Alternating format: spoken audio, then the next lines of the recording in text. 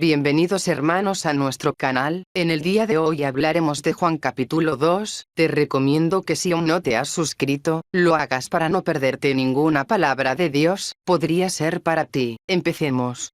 Las bodas de Caná. Al tercer día se hicieron unas bodas en Caná de Galilea, y estaba allí la madre de Jesús. Y fueron también invitados a las bodas Jesús y sus discípulos. Y faltando el vino, la madre de Jesús le dijo: no tienen vino. Jesús le dijo: ¿qué tienes conmigo, mujer? Aún no ha venido mi hora. Su madre dijo a los que servían: haced todo lo que os dijere. Y estaban allí 6 tinajas de piedra para agua, conforme al rito de la purificación de los judíos, en cada una de las cuales cabían 2 o 3 cántaros. Jesús les dijo: llenad estas tinajas de agua. Y las llenaron hasta arriba. Entonces les dijo: sacad ahora, y llevadlo al maestresala. Y se lo llevaron.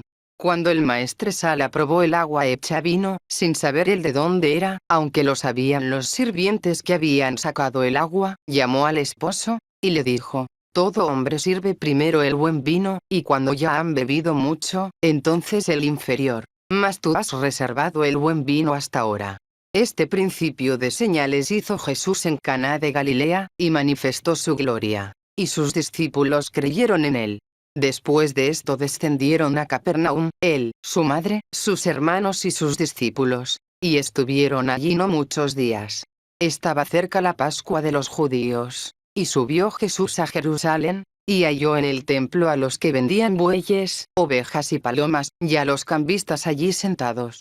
Y haciendo un azote de cuerdas, echó fuera del templo a todos, y las ovejas y los bueyes. Y esparció las monedas de los cambistas, y volcó las mesas. Y dijo a los que vendían palomas: quitad de aquí esto, y no hagáis de la casa de mi padre casa de mercado. Entonces se acordaron sus discípulos que está escrito: el celo de tu casa me consume. Y los judíos respondieron y le dijeron: ¿qué señal nos muestras, ya que haces esto? Respondió Jesús y les dijo: destruid este templo, y en 3 días lo levantaré. Dijeron luego los judíos: en 46 años fue edificado este templo, y tú en 3 días lo levantarás.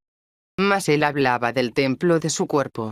Por tanto, cuando resucitó de entre los muertos, sus discípulos se acordaron que había dicho esto, y creyeron la escritura y la palabra que Jesús había dicho. Jesús conoce a todos los hombres.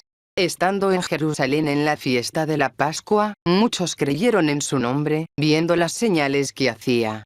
Pero Jesús mismo no se fiaba de ellos, porque conocía a todos, y no tenía necesidad de que nadie le diese testimonio del hombre, pues él sabía lo que había en el hombre. Analizando el capítulo, Juan en este evangelio confirma la divinidad de Cristo, el cual estaba en Caná. Jesús participó de la celebración como un invitado junto a María y sus discípulos. Cuando en la boda ya se llevaba tiempo, empezó a escasear el vino. María, dándose cuenta de ello, le comentó a Jesús que ya no quedaba. Se ve como Jesús, que reconocía el inicio de su ministerio, vio inoportuno por parte de María se lo pidiera, pero, aún así sirvió. María les pidió a los que servían que hicieran lo que su hijo les pidiera. De esta manera nos recuerda María que siempre debemos de tener en cuenta todo lo que Jesús dice y obedecerle. Las tinajas vacías de piedra sirven para un rito de purificación de los judíos, donde limpiar los utensilios de cocina. Las tinajas fueron transformadas para un uso nada común, que fue sostener el vino.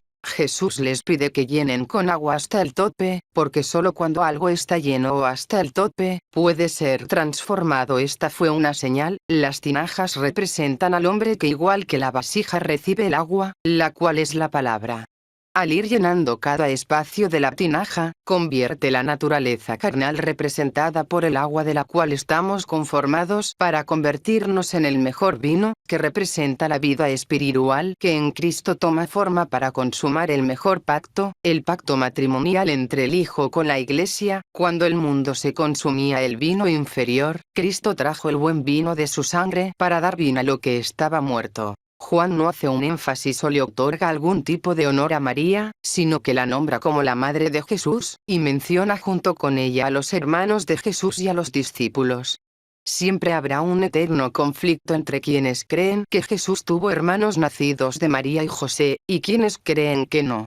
La escritura no es clara en definirlo, pero tampoco se presta a ello para un gran conflicto teológico, pues si los tuvo solo contrariaría a quienes creen en la virginidad perpetua de María, y si no los tuvo, su esencia no cambiaría, ni lo haría más trascendente. Es como si pareciera que Jesús perdiera el control de sí mismo cuando vio que el templo se había convertido en un lugar para hacer negocios, pero no es así. La ira también puede estar bajo el dominio del hombre espiritual. La ira sin control es impulsividad, la ira con dominio de uno mismo es iluminación. Jesús no tolera ese propósito de corrupción en el templo, donde ya no importaba tanto el propósito espiritual y se centraba más en el dinero. Los judíos, preocupados por la reacción de Jesús, le preguntan con qué autoridad quita a los vendedores del templo, puesto que Jesús no era reconocido ante el pueblo. Jesús en ese momento les da una señal representativa de lo que habría de ocurrir con su muerte y resurrección, sabiendo que nadie lo entendería aún y haciendo así una simbología de lo que tendría que ocurrir con el hombre. Debe derribar su vieja naturaleza y levantarla de nuevo con el poder de Dios. El templo se había construido para sostener en el arca del pacto, en donde habitaba la presencia de Dios, pero ahora Cristo mismo era el templo y no iba a permitir más competencia. Mientras ellos veían lo terrenal, Jesús está atento a lo espiritual. Sus enseñanzas están cubiertas de simbolismo, de significado, porque cuando Él habla el enfoque de sus palabras está sobre lo eterno. La manifestación de sus acciones frente al pueblo en Jerusalén, le sirvió para la persecución y el darse a conocer ante su pueblo y hablar de las señales que tendrían cumplimiento en él. Jesús no busca mostrarse como quien tiene un fin político, a Él le interesa cumplir la voluntad del Padre, pues conoce el corazón del hombre y sabe lo corrupto que es, pero las señales realizadas no eran para los incrédulos, ni religiosos, eran para sus discípulos, que habrían de notar el cumplimiento de las Escrituras en Cristo Jesús. Aquí terminamos el análisis del capítulo 2, espero que os haya gustado, suscribiros si no lo habéis hecho y bendiciones, que Dios os bendiga a todos. Nos veremos pronto, con ayuda de Dios hasta pronto.